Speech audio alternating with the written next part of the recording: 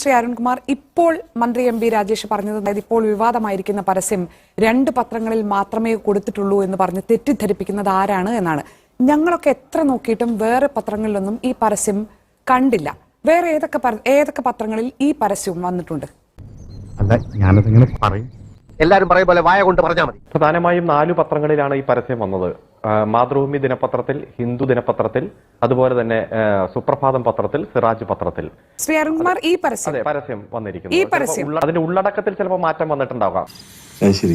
ഇതൊക്കെ വികസന നേട്ടങ്ങളെ കുറിച്ചായിരുന്നു എന്ന് പറയുന്നു. ഹിന്ദുവിലും മാതൃഭൂമിയിലും ഒക്കെ വന്ന പരസ്യം ഏറ്റവും കുറഞ്ഞ തുകയ്ക്ക് പരസ്യം കൊടുക്കാൻ കഴിയുന്ന പത്രം എന്ന രൂപത്തിലാണ് മറ്റ് 2 പത്രങ്ങളെ സെലക്ട് ചെയ്തത്. വേറൊരു ദുരുദ്ദേശം ഉണ്ടായിരുന്നില്ല. ഏറ്റവും കുറഞ്ഞ പരസ്യത്തുക ഉള്ള പത്രം എന്ന നിലയിൽ മാത്രമാണ്. ഏറ്റവും കുറഞ്ഞ സർക്കുലേഷൻ, ഏറ്റവും കുറഞ്ഞ തുകയ്ക്ക്, പരസ്യത്തുകയ്ക്കുള്ള പത്രം ആ രൂപത്തിൽ തന്നെയാണ്. ഈ ഫൂളിഷ് ലൈസ് ഒക്കെ എല്ലാവരും വിശ്വസിക്കുന്നു വിചാരിച്ചിട്ടാ സ്വന്തം ഇഷ്ടത്തിന് തട്ടിവിടുന്ന ആകെ 4 പത്രങ്ങളിൽ ഈ പരസ്യം കൊടുത്തു. മറ്റ് 2 പത്രങ്ങളിലും വികസന നേട്ടങ്ങളടക്കം കുറച്ചുകൂടി വിപുലമായിരുന്നു. ഈ ടെക്സ്റ്റ് മാത്രമല്ല, ന്യൂനപക്ഷ സംഘടനകളുടെ പത്രത്തിലെത്തിയപ്പോൾ വികസന നേട്ടങ്ങളൊന്നും വേണ്ട, ഇത് മാത്രം മതി എന്ന് തീരുമാനിച്ചു. അങ്ങനെയാണോ? എന്ന് വെച്ചാൽ ന്യൂനപക്ഷ സംഘടനകളുടെ പത്രങ്ങൾ വായിക്കുന്നവർക്ക് വികസന നേട്ടങ്ങൾ അറിയേണ്ട കാര്യമില്ല. അതിലും പ്രധാനമാണ് സന്ദീപ് വാര്യരുടെ കഴിഞ്ഞകാല പരാമർശങ്ങൾ എന്നാണോ തീരുമാനിച്ചത്? ഇത് വടി കൊടുത്ത് അടി വാങ്ങുന്ന പരിപാടിയാണല്ലോ ബാബു. അങ്ങനെയൊന്നുമല്ല. ഞങ്ങളെ സംബന്ധിച്ചിടത്തോളം വികസന നേട്ടങ്ങളും ഈ തെരഞ്ഞെടുപ്പ് കാലത്ത് ഉയർന്നു വന്ന പ്രശ്നങ്ങളിൽ ഞങ്ങൾ കൊടുത്തിട്ടുള്ള മറുപടിയും, അതുപോലെ തന്നെ കേരളത്തിന്റെ പൊതുമണ്ഡലത്തിൽ ഈ ഭാവിയിൽ ഇനി 1.5 വർഷം ഞങ്ങൾ പൂർത്തീകരിക്കാൻ പോകുന്ന പ്രകടന പത്രികയിൽ ജനങ്ങൾക്ക് കൊടുത്ത വാഗ്ദാനങ്ങൾ ഉൾപ്പെടെയാണ് ഞങ്ങൾ പരസ്യത്തിന്റെ ഒരു പാക്കേജ് തയ്യാറാക്കി കൊടുത്തിരിക്കുന്നത്. പച്ചവെള്ളം ചവച്ചുകുടിക്കണ പഞ്ചപാവം. ഈ സന്ദീപ് വാര്യരുടെ പരാമർശങ്ങൾ എങ്ങനെയാണ് LDFന്റെ വികസന നേട്ടങ്ങളാകുന്നത്?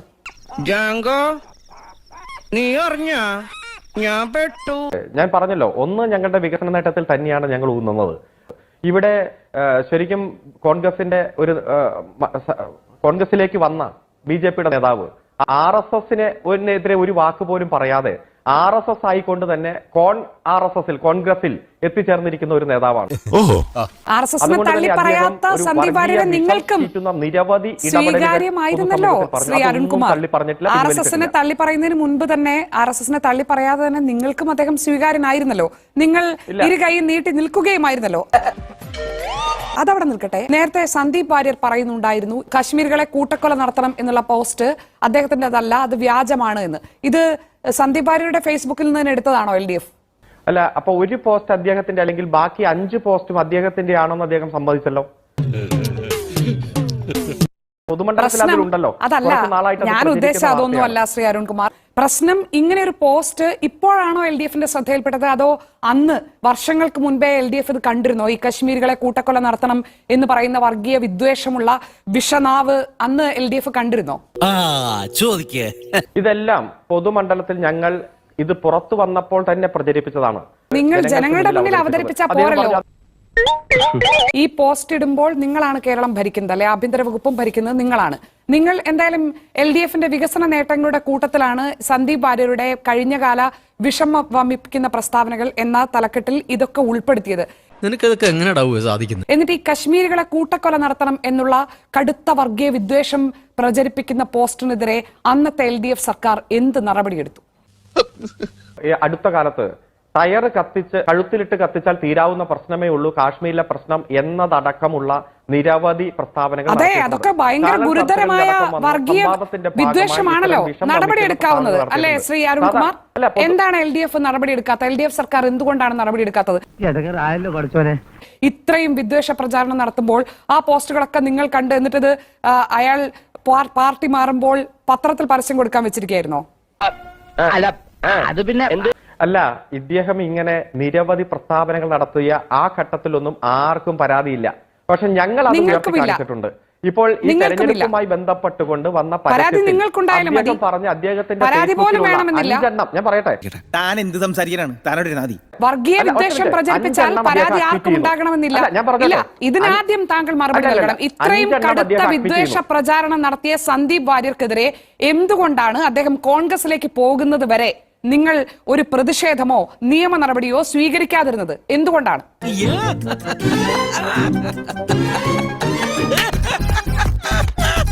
അതിശക്തമായിട്ടുള്ള പ്രതിഷേധം ഉയർത്തിയിട്ടുണ്ട്. അതുപോലെ തന്നെ ഗവൺമെന്റിന്റെ ശ്രദ്ധയിൽപ്പെടുത്തിയിട്ടുണ്ട്.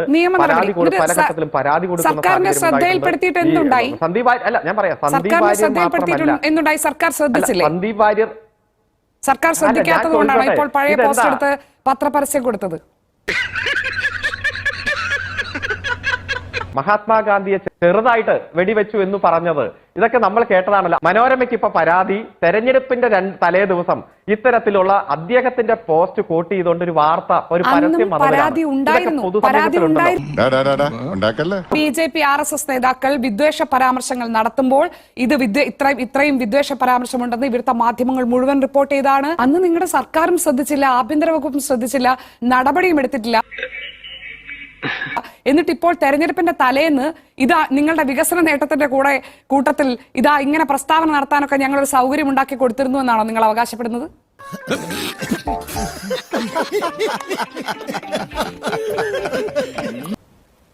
അല്ല, എന്താ ഞങ്ങൾ അദ്ദേഹത്തിന്റെ ഫേസ്ബുക്കിൽ പേജിൽ വന്ന കാര്യങ്ങൾ ഒരു പരസ്യമായി കൊടുത്താൽ അതിലെന്താണ് തെറ്റ്? കൊടുക്കുന്നതിൽ തെറ്റൊന്നുമില്ല.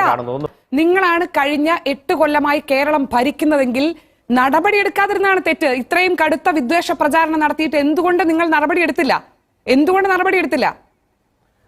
പരസ്യം കൊടുത്ത് കളിക്കാനുള്ളതാണോ ഇത്? ഇത്തരം വർഗീയ പരാമർശങ്ങളൊക്കെ എണീറ്റ് വരണ്ടേയിരുന്നു. വർഗീയതയ്ക്ക് ബദൽ വർഗീയതയല്ല, വർഗീയതയ്ക്ക് ബദൽ മാനവികതയും മനുഷ്യ സ്നേഹവുമാണ്. സന്ദീപ് വാര്യർ എന്നല്ല ആരും അവരുടെ സോഷ്യൽ മീഡിയയിലൂടെ വർഗീയ വിഷം ചുമത്തുന്ന പ്രസ്താവന നടത്തിയാൽ ഇനിയും ഞങ്ങൾ അത് തുറന്നു കാണിക്കും, മുന്നിൽ പറയാൻ ഞങ്ങൾക്കൊരു മടിയുമില്ല. ആഭ്യന്തര വകുപ്പ് ഏൽപ്പിച്ച കേരളത്തിലെ ജനങ്ങൾ നിങ്ങളെ ഭരണം നടപടി ഇങ്ങനെ പോയാൽ സംഗതി കുഴയും. എന്താണ് പോലീസിന് നടപടിയെടുക്കാൻ പ്രയാസം? RSS നേതാക്കളുടെ വിദ്വേഷ പ്രചാരണത്തിനെതിരെ നടപടിയെടുക്കാൻ എന്താണ് പോലീസിന് പ്രയാസം? ഉത്തരം പറ. 9 കൊല്ലമായി ഒറ്റ വർഗീയ കലാപം പോലും ഈ കേരളത്തിൽ ഇല്ലാതിരിക്കുന്ന സാഹചര്യം ഉണ്ടാക്കിയ ഗവൺമെന്റ് ആരാണ്? അതിന് പോലീസ് എത്രയാണ് കാര്യക്ഷമമായി പ്രവർത്തിച്ചത്? ഇതൊക്കെ ഉണ്ട്.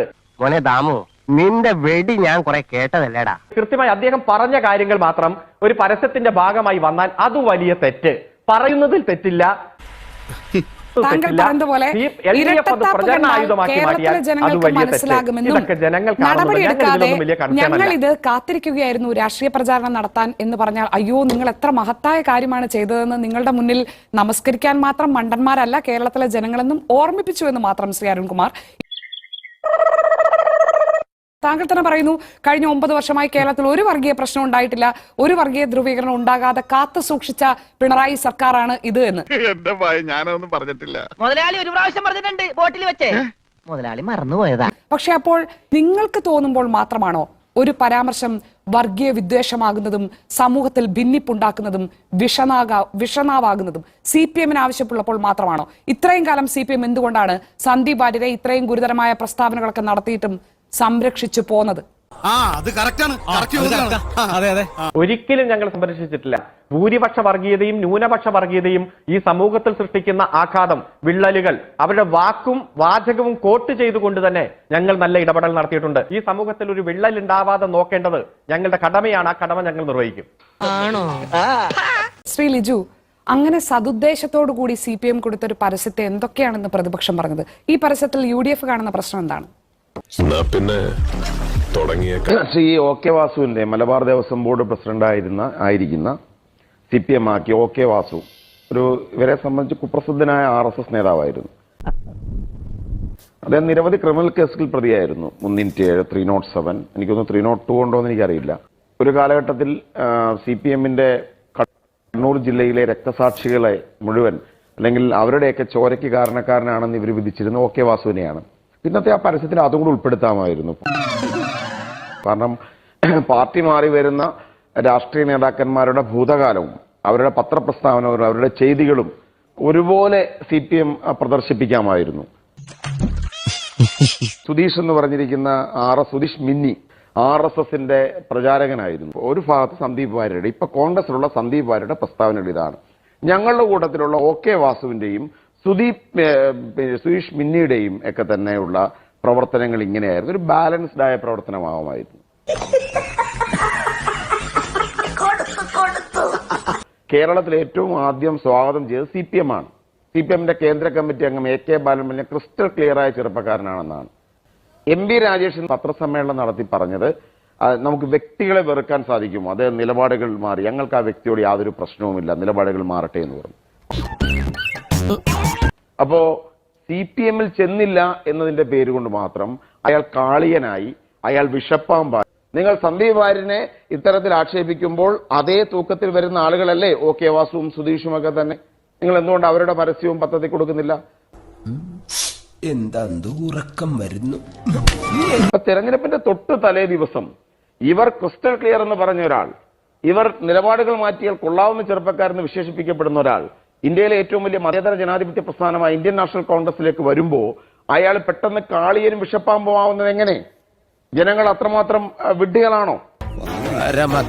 കേരളത്തിൽ ഇപ്പോൾ ഏറ്റവും കൂടുതൽ വിദ്വേഷ പ്രശ്നം ഉണ്ടാക്കുന്നത്, വിദ്വേഷം പ്രചരിപ്പിക്കുന്നത്, വർഗീയമായി വിഭജിക്കുന്നത് സന്ദീപ് വാര്യരാണോ? ശ്രീ അരുൺകുമാർ, നിങ്ങൾ കേൾക്കുന്നത് CPM ഇപ്പോൾ കണ്ടത് സന്ദീപ് വാര്യരാണോ ഇപ്പോൾ ഈ ദിവസങ്ങളിൽ കേരളത്തിൽ ഏറ്റവും കൂടുതൽ വർഗീയത പറയുന്നത്? മുമ്പ് തന്നെ ഈ ചർച്ച തുടങ്ങിയപ്പോൾ 6 പ്രസ്താവന ശ്രീ സന്ദീപ് വാര്യർ നടത്തിയ 6 പ്രസ്താവന ഞാൻ ചൂണ്ടിക്കാണിച്ചു. അതാണ് ആ പരസ്യത്തിന്റെ ഉള്ളടക്കത്തിലുള്ളത്. അത് ഒരു പ്രസ്താവന നടത്തിയതല്ല, അത് അദ്ദേഹത്തിൻ്റെതല്ല എന്ന് കോൺഗ്രസിന്റെ നേതാവ് ഷാഫി പറമ്പിൽ MP പറഞ്ഞ വാചകം കോട്ട് ചെയ്തുകൊണ്ടാണ് താങ്കൾ സംസാരിച്ചത്. ശ്രീ അരുൺകുമാർ, ഇതൊക്കെ നമ്മൾ റിപ്പോർട്ട് ചെയ്തതാണ് നേരത്തെ. നിങ്ങൾ ഇതിപ്പോ കൊണ്ടുവരുന്നതിന്റെ ഉദ്ദേശം എന്താണെന്നല്ലേ ഞാൻ ചോദിക്കുന്നത്, അല്ലേ? പാലക്കാട് തെരഞ്ഞെടുപ്പ് നടക്കുന്നു, ഉപതെരഞ്ഞെടുപ്പ് നടക്കുന്ന സമയത്ത് പോട്ടെ, ഈ ഒരു മാസം എടുത്താൽ കേരളത്തിൽ ഏറ്റവും കൂടുതൽ വർഗീയത പറഞ്ഞത് സന്ദീപ് വാര്യരാണോ വേറെ ആരെങ്കിലും ആണോ? അതായത് ഇവിടെ ഒരു പ്രസ്താവന എന്റേതല്ലെന്ന് സന്ദീപ് വാര്യർ പറഞ്ഞു. അതുകൊണ്ട് അത് ശരിയാണെന്ന് വിശ്വസിക്കുന്ന തരത്തിൽ താങ്കൾ എന്നോട് ചോദ്യം ചോദിച്ചു. ഞാൻ അങ്ങയുടെ വാട്സപ്പിലേക്ക് 2 സന്ദേശം ഇട്ടിട്ടുണ്ട്. ആ കമന്റിൽ പറഞ്ഞത് വംശഹത്യ തന്നെ വേണം കാശ്മീരിൽ എന്നതാണ്. അത് മനസ്സിലാക്കിയതുകൊണ്ടാണ് ശ്രീ അരുൺകുമാർ നേരത്തെ താങ്കളോട് ചോദിച്ചത് എന്തുകൊണ്ടാണ് ഇത്രയും ഗുരുതരമായ പോസ്റ്റുകൾ ഇട്ടിട്ട് നിങ്ങളുടെ സർക്കാരും പോലീസും നടപടി എടുക്കാത്തത് എന്ന് ഞാൻ ചോദിച്ചത്. നിങ്ങളിപ്പോൾ പരസ്യം കൊടുത്തല്ലോ, വർഗീയതയ്ക്കെതിരെ സമൂഹത്തെ ബോധവൽക്കരിക്കാനാണെന്നാണല്ലോ നിങ്ങൾ പറഞ്ഞത്. ഇപ്പോൾ കേരളത്തിൽ നടക്കുന്ന ഏറ്റവും വലിയ വർഗീയ വിദ്വേഷ പ്രചാരണം സന്ദീപ് വാര്യരാണോ നടത്തുന്നത്, മറ്റാരെങ്കിലും ആണോ? ഇനി പറ. ഇപ്പൊ മുനമ്പം പ്രോപ്പർട്ടിയുടെ കാര്യം പറഞ്ഞല്ലോ. ആരാണ് അവിടെ ഇപ്പോ വലിയ തരത്തിൽ സമരവും പ്രക്ഷോഭവും അത് വലിയ തരത്തിൽ വിഷലിപ്തമായിട്ടുള്ള രീതിയിൽ പ്രചരിപ്പിച്ചുകൊണ്ടിരിക്കുന്നത്? കേന്ദ്രമന്ത്രി തന്നെ വന്ന് അവിടെ എന്താണ് പറഞ്ഞത്? എന്തുകൊണ്ടാണ് നിങ്ങളുടെ പരസ്യത്തിൽ അതുണ്ടാകാതിരുന്നത് ശ്രീ അരുൺകുമാർ? ഇങ്ങനെയാണെങ്കിൽ ഞാൻ കളിക്കല്ല, ഞാൻ നേരെ ചിറാപുഞ്ചിയിൽ പോയി മണം വിൽക്കാൻ പോകുന്നു. പ്രചരണം എന്താണ്? എന്തുകൊണ്ടാണ് നിങ്ങളുടെ പരസ്യത്തിൽ അത് ഉണ്ടാകാത്തത്? എന്തുകൊണ്ടാണ് നിങ്ങളുടെ പരസ്യത്തിൽ മുനമ്പത്തെ കേന്ദ്രീകരിച്ച് ഇപ്പോൾ കേരളത്തിൽ നടക്കുന്ന വർഗീയ മുതലെടുപ്പ് ശ്രമം ഉണ്ടാകാതിരുന്നത്? എന്തുകൊണ്ടാണ്? അത് ശരി, അപ്പൊ എല്ലാം ഉദ്ദേശിച്ച് ഉറപ്പിച്ചുകൊണ്ട് തന്നെയാണ് വന്നിരിക്കുന്നല്ലേ? അതെ. എന്ത് മര്യാദകേടാണ്, നിങ്ങളൊന്ന് പറയാൻ അനുവദിക്കൂ. ഈ കാണിക്കുന്നൊക്കെ മര്യാദയാണ്. കേരളത്തിൽ ഇങ്ങനെ മുനമ്പം പ്രശ്നത്തിന്റെ പേരിൽ കേരളം കത്തിക്കാൻ വർഗീയ വിഭജനത്തിന് ശ്രമം നടക്കുമ്പോൾ നിങ്ങളുടെ പരസ്യത്തിൽ അതില്ല, നിങ്ങളുടെ നടപടിയിൽ അതില്ല. കാര്യങ്ങളൊക്കെ കൈവിട്ട് പോയല്ലോ തിരുവട്ടമാ. മാറാട് കലാപം അടക്കം നടന്ന നാടാണ്. അത്തരത്തിലുള്ള കലാപം ആവർത്തിക്കാനുള്ള നിരവധി ശ്രമങ്ങൾ ഇവിടെ ഉണ്ടായിട്ടുണ്ട്. അന്നേരം മതനിരപേക്ഷതയുടെ വലിയ മൂല്യങ്ങൾ ഉയർത്തിപ്പിടിച്ചുകൊണ്ട് ഈ നാട് ഒന്നായി പ്രതിരോധിച്ച ഘട്ടങ്ങൾ ഈ കേരളത്തിൽ ഉണ്ടായിട്ടുണ്ട്. അങ്ങനെ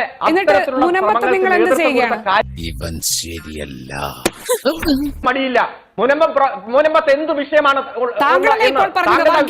നടക്കുന്നുണ്ടെന്ന് അല്ലെ? വർഗീയ വിദ്വേഷ പ്രസ്താവന കേന്ദ്രമന്ത്രി നടത്തിയെന്ന് താങ്കളല്ലേ ഇപ്പോൾ പറഞ്ഞത്? നിങ്ങൾ എന്ത് ചെയ്തു? എന്ത് നിയമ നടപടി എടുത്തു? എന്തായാലും ഒരു കേന്ദ്രമന്ത്രി വന്ന് പ്രസ്താവിച്ചാൽ അത് സംസ്ഥാന ഗവൺമെന്റ് അപ്പൊ തന്നെ ഒരു കേസെടുക്കണം. അത് മനോരമയ്ക്ക് കുറച്ച് ദിവസം ചർച്ച ചെയ്യാം. വയനാട് ഉരുൾപൊട്ടൽ ഉണ്ടായിട്ടും 108 ദിവസമായി നയാ പൈസ തരാത്ത സാഹചര്യം ഇനിയും ആവർത്തിക്കാം. ഇതൊക്കെ നിങ്ങളുടെ ആഗ്രഹമാണ്. ഒരാൾക്കും പോറലേൽക്കാതെ സൗമ്യമായി പരിഹരിക്കാൻ ഇതൊന്നും ചെയ്യാൻ പറ്റില്ലെങ്കിൽ, ഇതൊക്കെ ചെയ്യുമെന്ന് പേടിച്ചിട്ടാണ് നിങ്ങൾ ചെയ്യാത്തതെങ്കിൽ ഈ പരസ്യത്തിൽ ഒരു വരി പറയാമായിരുന്നില്ലേ ശ്രീ അരുൺകുമാർ? ഇല്ലേ? ഇതാ മുനമ്പത്തിന്റെ പേരിലും ഇപ്പോൾ നമ്മൾ കേരളത്തിലെ ജനങ്ങളെ ബോധവൽക്കരിക്കേണ്ടത് മുനമ്പത്തിന്റെ പേരിൽ നടക്കുന്ന വർഗീയ വിദ്വേഷത്തെ കുറിച്ചാണല്ലോ. അല്ല, നാളെ പാലക്കാട്ടെ തെരഞ്ഞെടുപ്പ് കഴിഞ്ഞു പോവില്ലേ? നിങ്ങളവിടെ മത്സരിക്കുന്നത് ശക്തമായി BJPയെ പരാജയപ്പെടുത്താൻ കൂടി വേണ്ടിയല്ലേ? താങ്കൾ പറഞ്ഞു കേന്ദ്രമന്ത്രി വിദ്വേഷ പ്രസംഗം നടത്തിയെന്ന്. നടപടി നിങ്ങൾ എടുത്തിട്ടില്ല, ആലോചിച്ചിട്ട് പോലുമില്ല. നടപടി എടുക്കാൻ നിങ്ങൾ ആലോചിച്ചിട്ടില്ല. അത് പരസ്യമായി ഏതെങ്കിലും തരത്തിൽ ചോദ്യം ചെയ്യുകയോ അതിനെതിരെ ശക്തമായ പ്രചാരണമോ ചോദ്യമോ നിങ്ങൾക്കില്ല. എന്നിട്ട് നിങ്ങൾ വർഗീയതയ്ക്കെതിരെ പ്രചാരണം നടത്താൻ 8 കൊല്ലം മുമ്പത്തെ ഫേസ്ബുക്ക് പോസ്റ്റ് തപ്പിപ്പോകുന്നു. ശ്രീ അരുൺകുമാർ, ഇതാണ് മര്യാദ. കേരളത്തിന്റെ മതേതരത്വത്തോട് നിങ്ങൾ കാണിക്കുന്ന മര്യാദ. പോയേ കയ്യിന്ന് പോയേ പിന്നെയും പോയേ. ഇനി ഇവിടെ നിന്ന് അഴിവണ്ടാവാ, നമുക്ക് അങ്ങോട്ട് മാറിയിക്കാം. തൽക്കാലം ഇത്രയും മതി. വരട്ടെ.